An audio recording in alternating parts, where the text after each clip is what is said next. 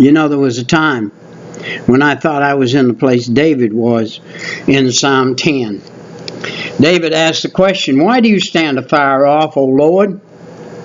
Why do you hide yourself in the time of trouble?" Man, back a few years ago, I asked the Lord that. I had been beat out of several thousands and thousands of dollars from some wicked contractors in Atlanta, Georgia, who wrote me right out a $60,000 check that wasn't worth the paper it was wrote on, and laughed at me about it. And so here I was in destitute, owing $30,000 to a paint company, $30,000 in labor. And I couldn't get out from under it. And it was months. I carried my Bible in one hand and my pistol in the other, and threatened to kill myself. And that's where I was. I was in destitute too. And I was praying to God every day. I was saying, "God, why? Where are you? What is the deal? How come you can't come to my rescue? What's the deal?" But you know what? Our timing is not God's timing. God's timing was right. It was ready. And it was right. So I drove to Atlanta day after day after day after day for 2 or 3 weeks. And I couldn't make connection. So one day I got in the car, my Bible in one hand, my pistol in the other.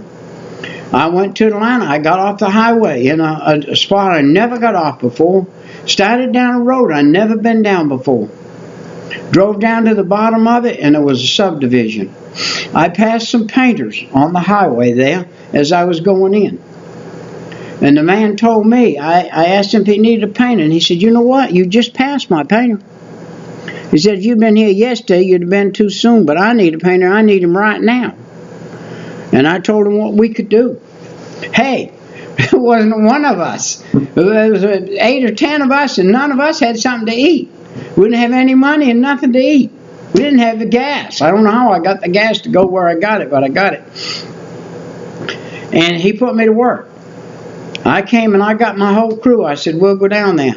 So we all piled in some cars, got enough gas to get there, some beanie weenies and some beans in cans and stuff. And we went down there and we lived there for a week. We stayed in them things. We got up every night. We worked at night as hard as we could. We worked until we couldn't work anymore, laid down on the floor, went to sleep, slept a little bit, got out and worked again. At the end of the week, we gave the man 2 buildings. He couldn't believe it. He couldn't believe it. As a matter of fact, his financial people couldn't believe it, and they couldn't pay it that quick.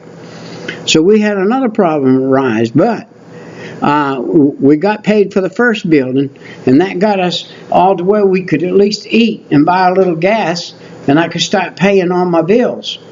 And the guy furnished the paint there, so I didn't have to buy the paint. On the other job, I was furnishing the paint. That's why I had a paint bill. And so finally, I got my paint bill paid off. And so that was the thing. And then I got my labor bill paid off. When I left that job, it was a $360,000 job or something. But when I left it completely broke. I didn't have a penny. By the time I paid the other job off, and I got that done. Well, to make a long story short, the next year when I filed my taxes, I filed that $60,000 loss on my taxes because I paid that debt off. Well, they didn't accept it. That means I'm a man sitting here even right now with a $300,000 debt from the IRS because they wouldn't accept the claim that was a legitimate claim. So anyway, that's beside the point. But the point is, because we are Christians, we're not immune to things happening like that. But when they happen like that, we can always get through it because God's going to take us through it. Now, He took us through that one. And after I got through that one, the Lord said to me, "Get out of Atlanta, Georgia. Get out of there. Come back where you belong. Paint little houses. Do anything. But don't go back into that heathen system where it's all set up to beat the little man every time. Every little man that ever fooled with apartments that I know of. Matter of fact, that set that they beat me on the 60,000, I was 1 out of 5 that didn't kill myself, and I think the other 2 or 3 killed themselves over that because they were stuck. They had no other way but to kill themselves. And if I had done what some of them did and was in the position they were in, I would have had to too. So you can get totally embarrassed by doing a favor for somebody sometime. And so, especially when they want a favor and it borderlines on illegal. And then they make you be illegal by not coming through with their end of it. So anyway, back into the Psalm. We're going into Psalm 10. And David's saying here, would you punish the wicked, please, God? Well, I'm not asking God. I would like every man in Atlanta, Georgia that beat me out of money on 2 or 3 jobs that I was on. I got beat on every one of them by big corporate people. They beat me on every single one of them, and robbed me blind, and then laughed about it. But David said right here, I stand afar off, O Lord. Why do you hide yourself in the time of trouble? And I would have liked to, and I prayed, God, come on down here and rain hell on these guys, or do something, but get them to pay me so that I can pay my men. I always had a debt, you know. It wasn't like I was in there making a bunch of money. I was in there turning money. I never made a nickel, never made a dime. Never made a dime. 6, 7 years I worked in Atlanta, Georgia, I think, and never made a dime. Came home broke on every job I ever did. There was beat by the corporate system. The corporate system is out there to beat the little man. He's going to beat the little man. No little man ever made it working in the corporate system in Atlanta, Georgia. You ain't going to do it. They're not going to let you do it. They're going to beat you out of your money before you're done. And I found that out. And we worked properly. We worked right. We did right work. We did it right. We did it on time. And we did it according to what we agreed to do. And still got beat out of the end of it. Just even the 14% they kept on the job. Never got it back. And one job I did was a big job, had 500 units. I had to pay for every unit there. I had to pay $25 for a sink that I supposedly threw a cigarette in, and I didn't even smoke. And my men didn't throw cigarettes in the sink because we had an agreement that they wouldn't do that. But on every job, I had to pay for at least one sink in every unit. And so that was the way it went. And they just robbed you blind at the end of it. When they were supposed to give you that $27,000 check at the end of it, they gave you a bill instead. All right. David's referring here to Jacob's trouble, speaking of the great tribulation in Jeremiah 30:7. There was a great tribulation in the Bible. But David was talking about the wicked. He's talking about the Antichrist. Now, he's talking in his time, in his language, in his words, but he doesn't realize it. He's prophesying. Because what God did with David, he put his stamp of approval on David. And what David said, David was prophesying the future in much of what he was doing. And his pride does persecute the poor. Now he's talking about Israel.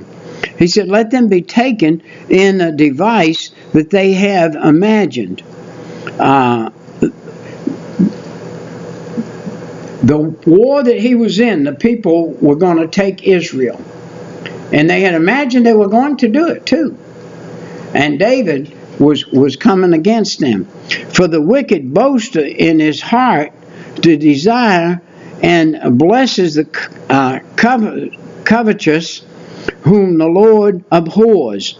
They were the covetous ones coming against Israel.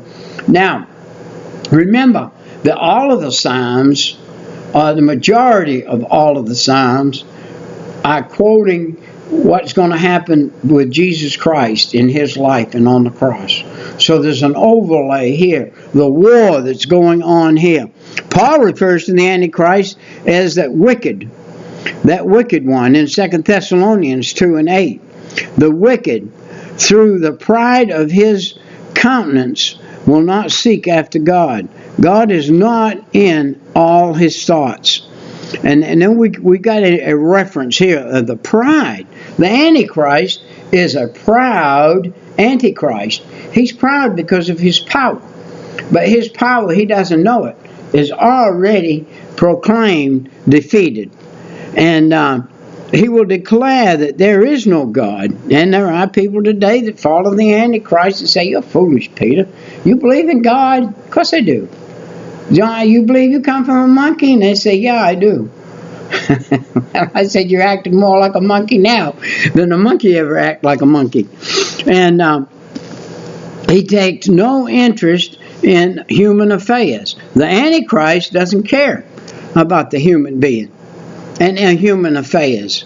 He cares about destroying the human, is what he wants to do. His ways are always grievous, and your judgments are far above out of his sight. As for all his enemies, he puffeth them. This is the Antichrist doing like a puff adder, that old snake that swells up and at you and get you. And that's the devil. He's like a puff adder.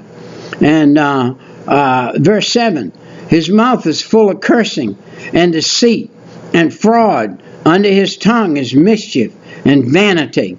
Wow, do we have those out there today? Woo! If you're in the corporate world out here today, you will find that out and know it. All his faculties will be employed in his efforts to trying to destroy Israel. And now what the faculties of the people are today is they're trying to destroy Christians. They're trying to destroy Christianity.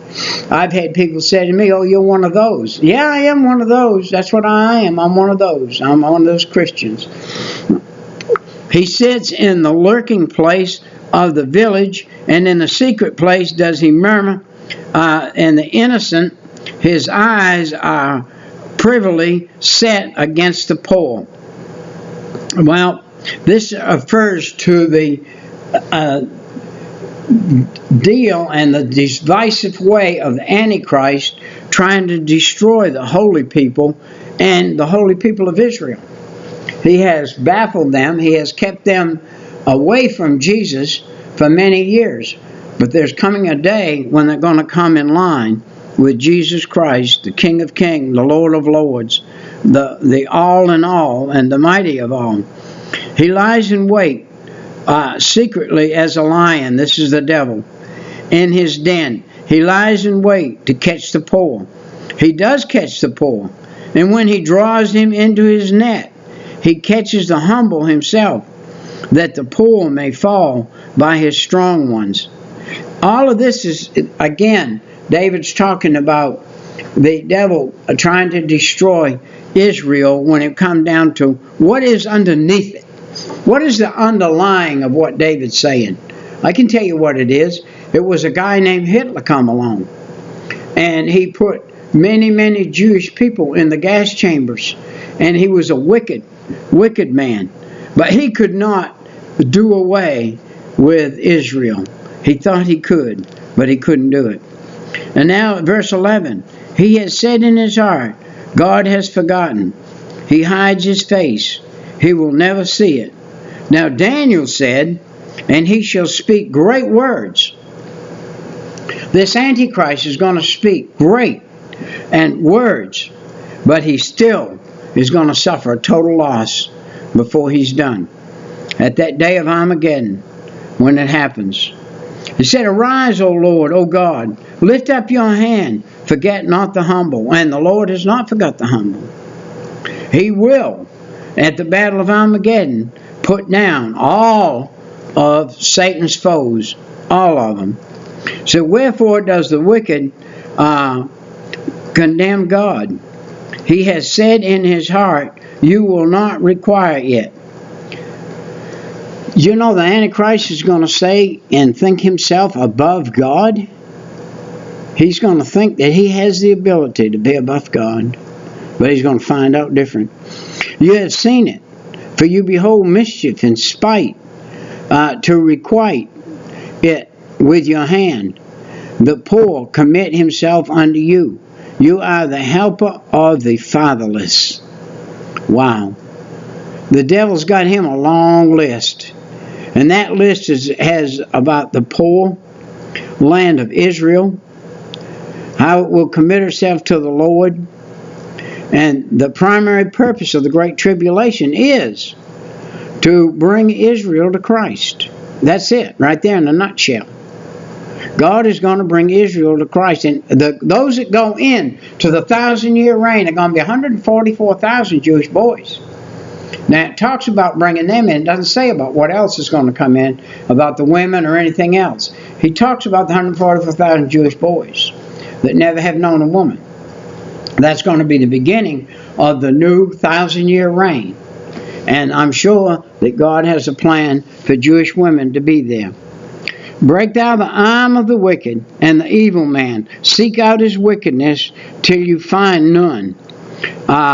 This is the Lord's destroying of the Antichrist, and that's exactly what's going to happen. He's going to destroy them all, and he's going to put them out. And the Lord is king forever and ever. That's not the Antichrist Lord, that's the Lord of heaven, and has destroyed the Antichrist, and he's king forever. The heathen are perished out of his land. The heathen are cast into hell and hellfire and damnation, and we could say a lot about that. We've done a lot of study in that place, and one day we will cover hell as it is in the Bible. Lord, you have heard the desire of the humble. You will prepare the hearts. You will cause your ear to hear. See, at that time of the battle of Armageddon, Israel will call upon the Lord, and they will, and he'll hear them. He'll hear them. He's a merciful, he's a graceful God. Put him on the cross and killed him. And he's still seeking to save you. Still seeking. Still seeking. Still seeking. Even though he put him on the cross. And Ezekiel 38 and 39. Lord, you have heard the desire of the humble. You will prepare your heart. You will cause your ear to hear. At that time, the battle of Armageddon, Israel will call upon the Lord, and he will hear them. Woo! To judge the fatherless, the oppressed, the man of the earth, may no more be oppressed. The earth will not be oppressed anymore from that time on. The Messiah will be effectively to destroy the Antichrist, that he will be no more. Revelation chapter 19 talks about him going and being no more. Wow. This is a great, great chapter, chapter 10. It's a great, great chapter of the end time and how it's going to happen. And he tells us how it's going to happen. And we see it by him telling us. See you next time. Bye-bye.